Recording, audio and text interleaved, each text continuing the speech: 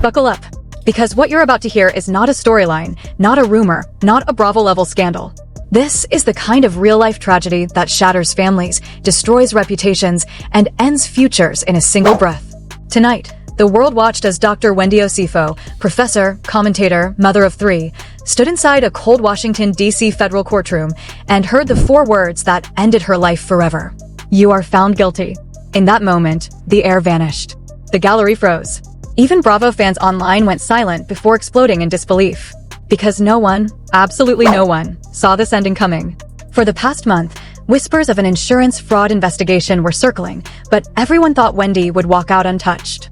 She was the educated one, the political one, the voice of reason, the woman who built her identity on integrity. But when the judge lifted the file containing forged invoices, manipulated photos, burner phone call logs, and the contractor's damning confession, it was over. Completely over. And then came the blow that sent shockwaves through the entire entertainment world.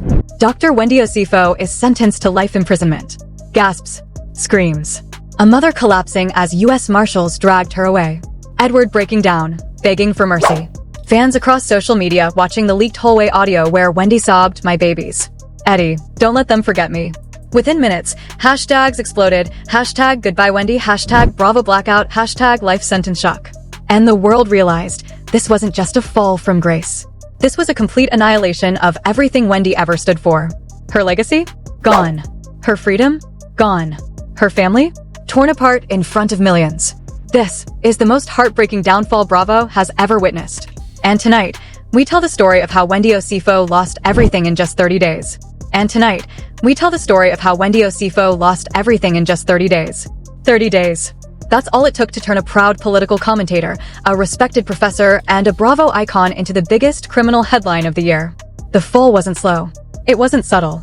It was a vertical drop so violent that even news anchors struggled to keep their voices steady. Inside the courthouse, the moment the judge finished announcing the verdict, the atmosphere flipped from tense to suffocating. You could feel the weight of the decision pressing into the walls.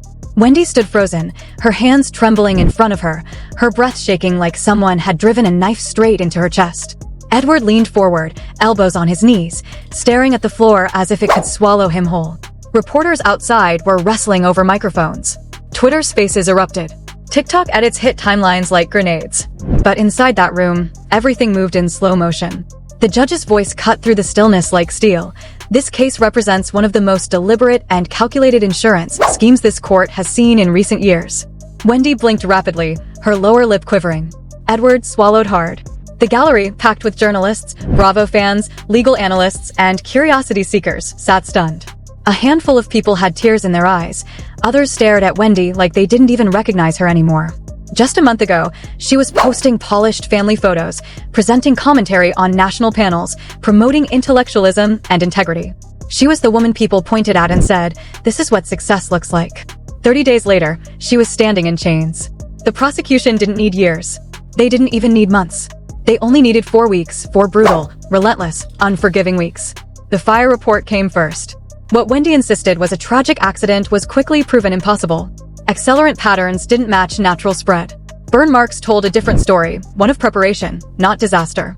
Investigators found unusual chemical traces near the ignition point, substances that don't appear in ordinary household fires. Then came the insurance audit. Wendy and Edward had activated additional coverage just one day before the blaze. Not over months, not gradually, just 24 hours before everything supposedly accidentally burned down. Analysts zoomed in on timestamps, signatures, digital footprints. Nothing matched Wendy's statements. But the moment that turned the case from suspicious to explosive was the contractor's sworn testimony. The courtroom had never heard a silence as thick as the one that followed his confession.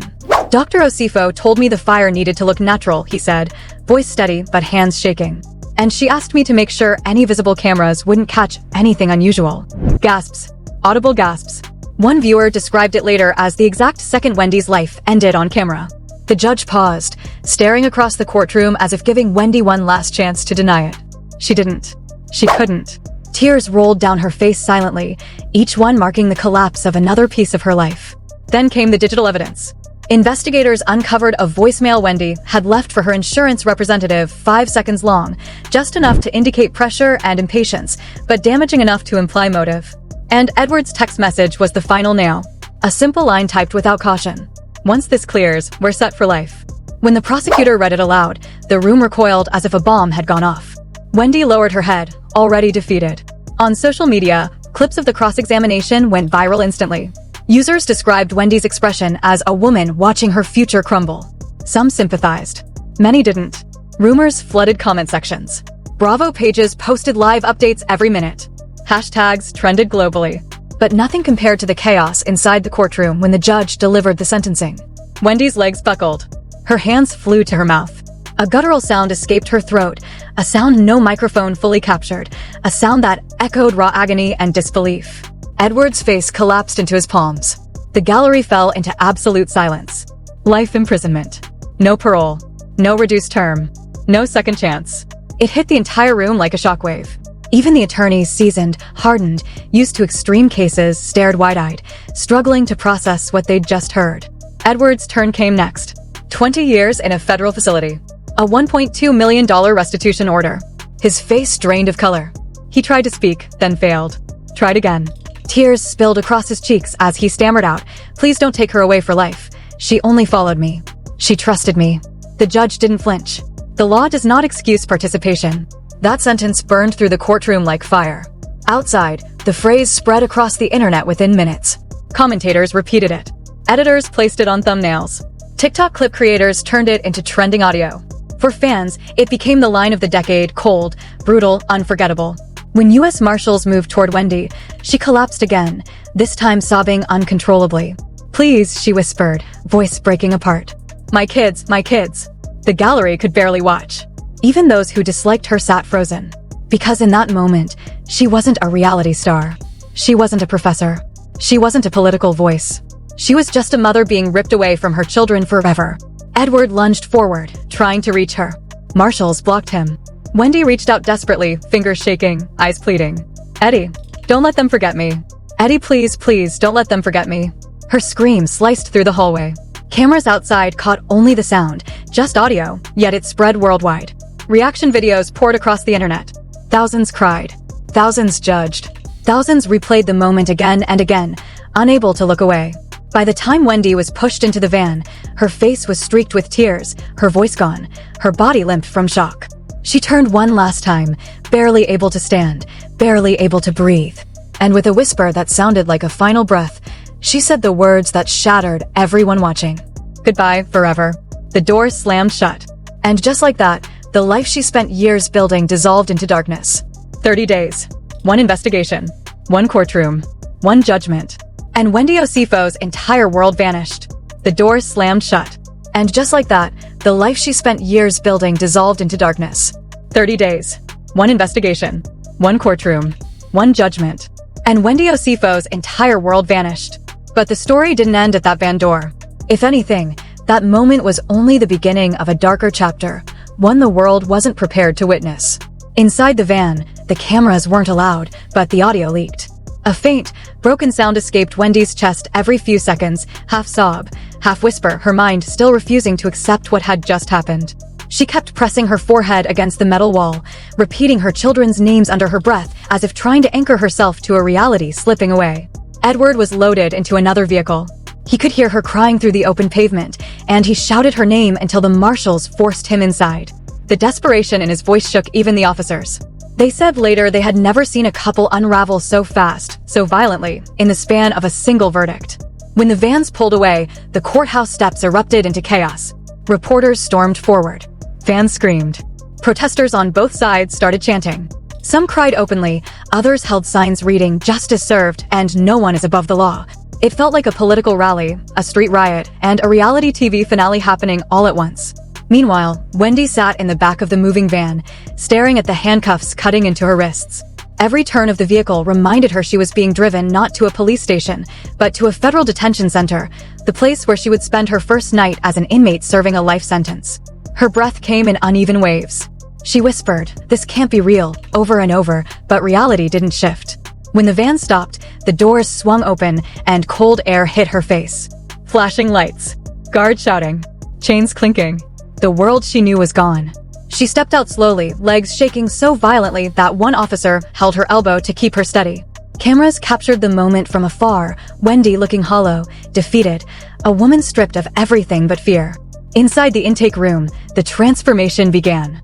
Jewelry removed, shoes taken, hair searched, fingerprints scanned. A fluorescent light flickered above her, casting harsh shadows across her face as she blinked through tears. She tried to speak, but her voice cracked into silence. An officer slid a stack of papers in front of her, each one stamping her identity into the federal system forever. For the first time in her life, Wendy's name didn't belong to her. It belonged to the government. The mugshot came next. She lifted her head just enough for the camera to capture her swollen eyes, streaked makeup, trembling jaw. Social media exploded within minutes.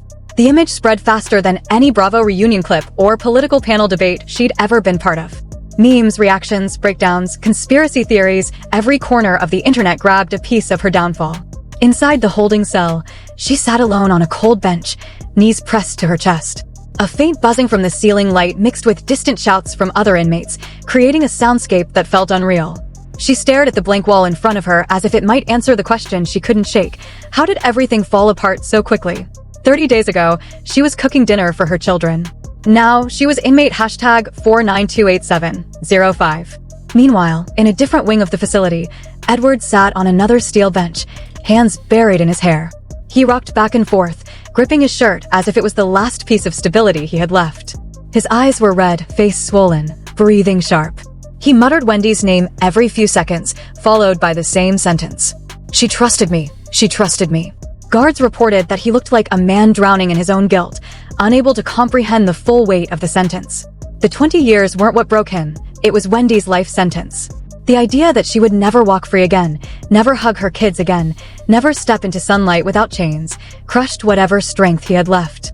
Back outside, Bravo fans gathered in crowds. Some held candles. Some held posters with Wendy's smiling face. Others recorded live videos crying, trying to make sense of the sentencing.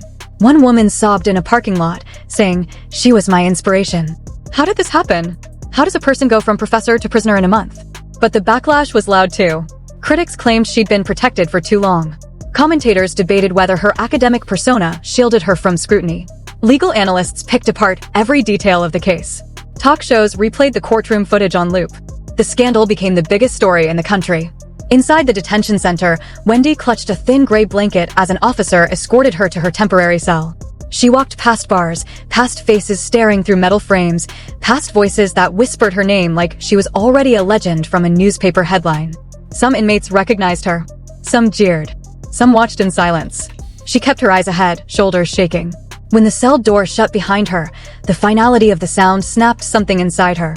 She collapsed onto the narrow mattress and covered her mouth to muffle the cry erupting from her chest. Minutes passed.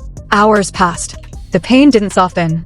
At the same time, across the city, her children were being rushed home, surrounded by family members trying to shield them from cameras and crying relatives. Their faces, confused and terrified, appeared on social media when paparazzi got too close. People argued whether the images should be shared. Others begged for privacy. For Wendy, the knowledge that her children were watching the world fall apart without understanding why was a torment more brutal than any judge's sentence. When night fell, Wendy lay awake staring at the ceiling. The sound of metal doors slamming shut echoed through the hallway like the closing of a life. She remembered the last words she said to Edward in the courtroom. She remembered the look in his eyes, the look of a man realizing too late that love couldn't save anyone. She finally whispered into the darkness, "Please don't let them forget me." The words floated into the cold air unanswered. On the outside, the world kept spinning. Headlines grew darker. Videos grew louder. Influencers analyzed every second of the trial. Bravo issued a statement so vague that fans accused the network of abandoning her. The public reaction was fierce, divided, vicious. Some insisted she deserved every second of the sentence. Others clung to hope she would appeal. Everyone agreed on one thing: this was the most shocking fall from grace reality television had ever witnessed. As the night deepened, Wendy curled up on the thin mattress, arms wrapped around herself. Her breath slowed. Her eyes finally closed. Tomorrow would be her first full day as a lifer. And the world outside, still burning with headlines, hashtags, betrayal, outrage, heartbreak, would not stop talking about her. Not today. Not tomorrow. Not ever. She curled up on the thin mattress, arms wrapped around herself, breath slowing as exhaustion finally dragged her into a fragile sleep. Tomorrow would be her first full day as a lifer. And the world outside, still burning with headlines, hashtags, betrayal, outrage, heartbreak, would not stop talking about her. Not today. Not tomorrow. Not ever. But dawn inside a federal prison is nothing like dawn in the real world. There is no sunrise, no warmth, no quiet hope. The lights snapped on with a violent buzz, slicing through Wendy's eyelids and forcing her back into a reality she wasn't ready to face. She blinked rapidly, her throat dry, heart racing, still half dreaming her children were next to her. Instead, she saw concrete. Bars. A stainless steel toilet. A steel door with a slot for food trays. Her first full day had begun. The guard tapped the bars with his baton. Osefo, on your feet. She stood slowly, not because she wanted to, but because refusing wasn't an option. Her wrists were sore from the previous day's cuffs. She rubbed them gently, then followed the guard into the hallway. The walk to orientation was humiliating. Inmates stared, whispered, pointed. Word had spread fast, there was a celebrity lifer inside. Some recognized her. Some laughed. Some watched her like she was prey in unfamiliar territory. One woman muttered, "That's the professor?" Damn, life sentence hit her hard. Wendy kept her eyes ahead. She knew one thing now. This place respected only two things, fear and silence. The officer led her through double doors into a small office where a prison counselor waited with a clipboard. His voice was monotone, rehearsed, indifferent. He explained the rules, the limitations, the schedule, the consequences. Everything felt like a blur. When he mentioned lifer protocols, Wendy's hands clenched in her lap. Those words felt colder than the handcuffs. He ended with, "You will be assigned to general housing after evaluation. Until then, you'll be under observation." She nodded mechanically, barely breathing. The counselor didn't notice. He'd seen hundreds like her. While Wendy endured the slow dismantling of her identity, the outside world was erupting. The mugshot had already become one of the most shared images of the year. News anchors debated whether the sentence was justified. Podcast hosts broke down every detail. TikTok creators reenacted courtroom moments. Twitter had turned her name into a battlefield. Bravo fans were divided into violent camps. Some claimed she was framed. Others argued she had always been too arrogant. Some insisted the life sentence reflected deeper corruption in the justice system. Every single platform had turned her downfall into entertainment. Meanwhile, Edward sat in his own cell, shaking. He had been up the entire night, staring at the concrete floor like he hoped it would crack open and swallow him. His cellmate had tried speaking to him, but Edward barely formed coherent words. All he said, again and again, was, "She shouldn't be there. I ruined her life." And he meant it. He knew it. Everyone knew it. Prison officials reported that Edward had already been placed on suicide watch. His emotional breakdown was so severe the guards didn't trust him alone. He cried openly, something he'd never done before in public. Back in Wendy's unit, lunchtime arrived. The cafeteria was a crowded mix of noise, tension, and survival instinct. Wendy moved through the line quietly, clutching the tray with shaking hands. She found a corner seat, hoping no one would notice her. But of course, they noticed. A group of inmates approached slowly, intentionally. One sat down across from her. "So you're the professor they're talking about?" Wendy didn't respond. Another smirked. "Life sentence over some insurance money? Girl, what were you thinking?" Her throat tightened. "I didn't think it would end like this." The first woman raised an eyebrow. "It never ends how we think." Then they walked away. It wasn't cruelty. It wasn't kindness. It was prison. During the afternoon, Wendy was escorted to a tiny room with a cracked window and a single phone mounted on the wall. The officer nodded. "You get one call." Her fingers trembled as she dialed the number she knew by heart. When her mother answered, the sound of her voice broke Wendy instantly. "Mom, it's me." Silence. A heavy silence. Then soft crying. "Wendy, baby, how are you?" "I don't know. I don't know how to do this. I don't know how to breathe in here." Her mother inhaled shakily. "Your boys miss you. They keep asking when you're coming home." Wendy's knees almost gave out. "Please don't tell them the truth yet," she whispered. "Let them believe I'm somewhere safe." "Wendy, you were always the strong one." "Not anymore," Wendy said, tears dripping onto the floor. "Not in here." They didn't get long. The officer tapped his watch. "Mom, tell them I love them. Tell them I'm..." The line cut. The officer took the phone. Wendy stood there frozen, her soul at the bottom of her stomach. Outside, the clip of her first phone call leak made headlines. Audio of her shaking voice. The sentence, "I don't know how to breathe in here," started trending within minutes. People reacted with shock, sympathy, anger. It became the biggest soundbite of the week. By evening, she was officially moved into general population. Her new cellmate introduced herself with a nod. They didn't talk. They didn't need to. The silence said enough. As night fell, Wendy lay awake again, staring at the cracked ceiling.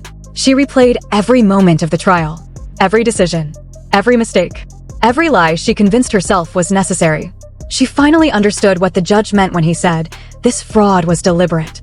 She had walked herself into this fate. Not slowly, not blindly, but willingly. And now she was trapped forever in a place that had no softness, no mercy, no second chances. Across the prison, Edward sat awake as well. He had been given medication to calm him, but it didn't numb the guilt. He saw Wendy's face every time he blinked. Her screams in the hallway echoed like a ghost in the back of his mind. He whispered into the darkness, she deserved better. She deserved better than me. No one heard him. No one would have cared. Outside, Bravo announced Wendy's official removal from all programming. Sponsors cut ties. A leaked email from executives revealed they were told not to comment on ongoing legal controversies. Fans exploded with rage. The network was accused of abandoning her when she needed support the most. Meanwhile, her children asked the same question over and over, where's mommy? No one knew how to answer. By midnight, Wendy turned on her side, arms wrapped around her chest. The room was cold. The blanket felt thin.